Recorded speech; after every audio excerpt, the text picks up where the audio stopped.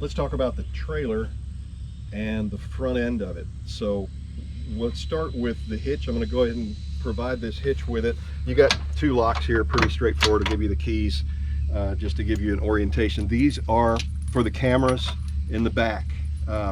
So if you wanted to buy a camera I'd highly recommend it, because there's one camera inside and one, facing back, and then you just run this to the front. But it does need to be a wired camera. Highly recommend it. I may pull mine out of the coach and give it to you if I can figure that out and get it out of there, but otherwise you'll need to get one. Something I rigged up here, that this little receptacle here, instead of putting it in the back of the system, this allows you to run the power off the battery inside the trailer, so that you can run your lights and the fan and that kind of thing off of this receptacle right here. Big thing is this weight distribution hitch, Anderson hitch, and it works by just taking this and kind of connects down on the bottom here. You gotta kind of straighten it up.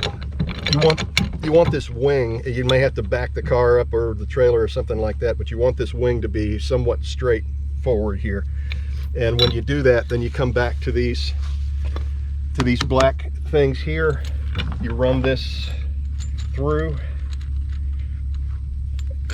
and on the other end you will put this on first. Okay, the little cushion thing, then there, and that's behind the black. And then you've got this is supposed to squash a little bit. That's part of the process. The other part of the process is like a Teflon lining in here that somehow keeps it from swaying. I don't know exactly how it all works, but this is a lot easier to use than some of the other ones that you see on trailers that have the long bars. I find it easier to get on and off. You just may have to adjust this to get it to the right height and make it level. Other than that, that's how this process works. Okay. All right. As far as the trailer is concerned, and just the main thing to know is it's a little wider. I mean, it's like 2 inches wider or something like that than what would be a standard width in a trailer. It's really, nobody notices it, so it's not that big a deal, but just know that it is. You have 4 tie-down rings underneath here that were built into the trailer. What is it? There's one right there. You can see it. They're strong. Okay, so the whole idea was, if I ever needed to tie down the trailer because of winds or whatever it would be, you've got 1, 2 on the other side, and then another 2 back here. I marked them at some point, but I don't know if the marks are still there. But yeah, they're good, strong tie-down rings, and so you can use those if you want to. This comes off, as you'll probably be able to see. I've never had to take it off to get the plane in and out. So you just got to really watch it. As you can see, there's kind of a stripe across there where if you don't line it up just right, the wheel of the plane will kind of scrape along the side there, and can cause you to have to back it out and redo it. But again, this is, if you need to, you can pull this off. These tires, and there's a spare up here, I'll show you in a minute.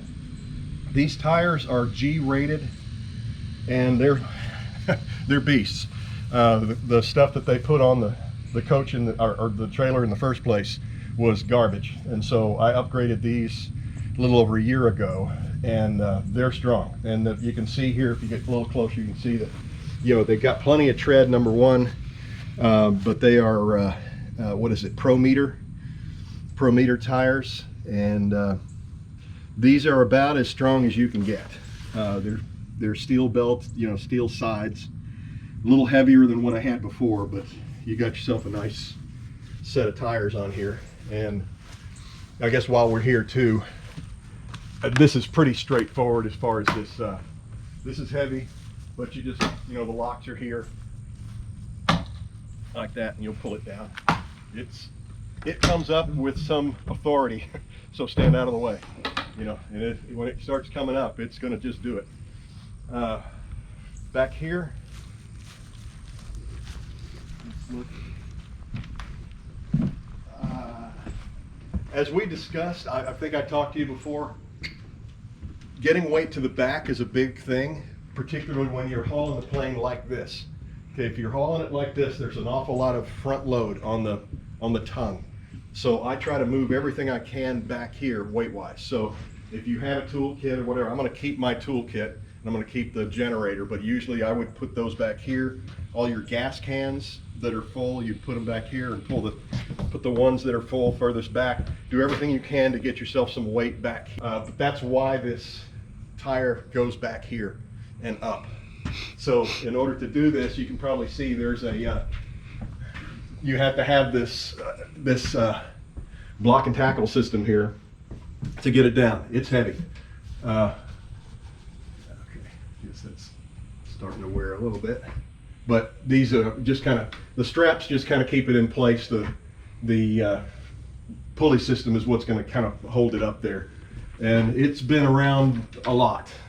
And also you see there's a guard here against heat. So I think the last tire that I had that had a problem, I think it just picks up a lot of heat off the black side of that trailer. So I've now got kind of a heat barrier to keep that from getting overheated. And let's see what else on the trailer that's important.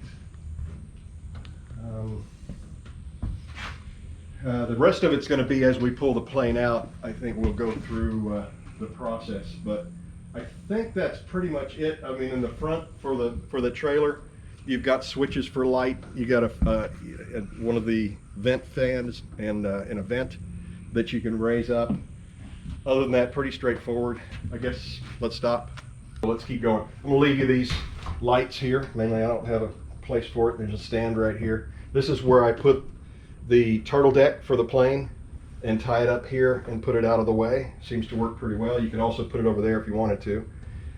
Down in here, I'm giving you an extra winch. I got it for free. I had one of these things go out, so it's a nice high power for the front for the winch. This is your winch for the plane. The controller here will be in the bag that I'll give you. You got a 12-volt deep cycle battery here with a minder on it, and just whenever you can, I just, when I'm at a place that's got power, I'll hook it up, or if I have to, I'll run that, but I've never run it down, so I don't know how far it'll go. It doesn't take much to get the plane in and out of here, and I almost never turn on the lights or anything, so you can go a long time with this battery, I think, before you have to worry about powering it back up. Then I'm going to leave this rack here because it's so attractive. Oh, some very attractive Kitfox signs, if you ever want to put those on the side of the trailer. I bought those for like 20 bucks. This is that's the siphon that I use to get and then broom, and then of course the cabinet here. There's some stuff in there, but we'll come to that after we pull the plane out. And I'm going to also leave you this. This is an oil, just if you're changing the oil in the plane, that's what that's for.